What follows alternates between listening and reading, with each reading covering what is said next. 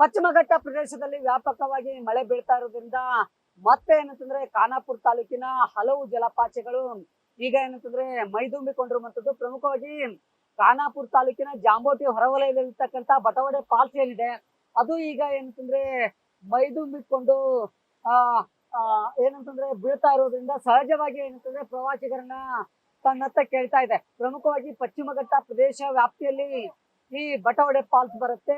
ಮೇಲಿನಿಂದ ಏನಂತಂದ್ರೆ ಸುಮಾರು 30 ಅಡಿ ಆಳದಿಂದ ಈ ಜಲಪಾತ ಬೀಳೋದ್ರಿಂದ ಪ್ರತಿ ಬಾರಿ ಏನಂತಂದ್ರೆ ಮಳೆಗಾಲ ಸಂದರ್ಭದಲ್ಲಿ ಈ ಜಲಪಾತ ಏನಂತಂದ್ರೆ ಕಣ್ತುಂಬಿಕೊಳ್ಳುತ್ತೆ. ಹಾಗಾಗಿ ಇದನ್ನು ನೋಡ್ಲಿಕ್ಕೆ ಬಹಳಷ್ಟು ಜನ ಬರ್ತಾರೆ. ಆದ್ರೆ ಪ್ರಮುಖವಾಗಿ ಈ ಬಾರಿ ಏನಂತಂದ್ರೆ ಪ್ರವಾಸಿಗರಿಗೆ ಈ ಜಲಪಾತವನ್ನ ಕಣ್ತುಂಬಿಕೊಳ್ಳಿಕ್ಕೆ ಸಂಪೂರ್ಣವಾಗಿ ನಿಷೇಧ ಹೇಳಿರೋದ್ರಿಂದ ಈ ಬಟವಡೆ ಫಾಲ್ಸ್ ಸೇರಿದಂತೆ ಖಾನಾಪುರ ತಾಲೂಕಿನ ಸುಮಾರು 7ಕ್ಕೂ ಹೆಚ್ಚು ಜಲಪಾತಗಳಿಗೆ ಈಗ ನಿರ್ಬಂಧ ಹೇರಲಾಗಿದೆ. ಇದರಿಂದಾಗಿ ಏನಂತಂದ್ರೆ ಯಾವುದೇ ಕಾರಣಕ್ಕೂ ಒಳಗಡೆ ಏನಂತಂದ್ರೆ ಪ್ರವಾಸಿಗರಿಗೆ ಈ ಒಂದು ಜಲಪಾತ ವೀಕ್ಷಣೆಗೆ ಯಾವುದೇ ಒಂದು ಏನಂತಂದ್ರೆ ಅನುಮತಿಯನ್ನ ನೀಡ್ತಾ ಇಲ್ಲ. ಹಾಗಾಗಿ ಈಗ ಏನಂತಂದ್ರೆ ಕೆಲವರು ಮಾತ್ರ ಏನಂತಂದ್ರೆ ಬಂದು ಈ ಒಂದು ಜಲಪಾತವನ್ನ ವೀಕ್ಷಣೆ ಮಾಡ್ತಾ ಇದ್ದಾರೆ. ಹಾಗಾಗಿ ಏನು ಬಟವಡೆ ಫಾಲ್ಸ್ ಏನಿದೆ ಇದು ಈಗ ಮೈದುಂಬಿಕೊಂಡಿರೋದ್ರಿಂದ ಸಹಜವಾಗಿ ಈ ನೀರು ಏನಿದೆ ಇದು ಏನಂತಂದ್ರೆ ಮಲಪ್ರಭಾ ನದಿಗೆ ಸೇರುತ್ತೆ.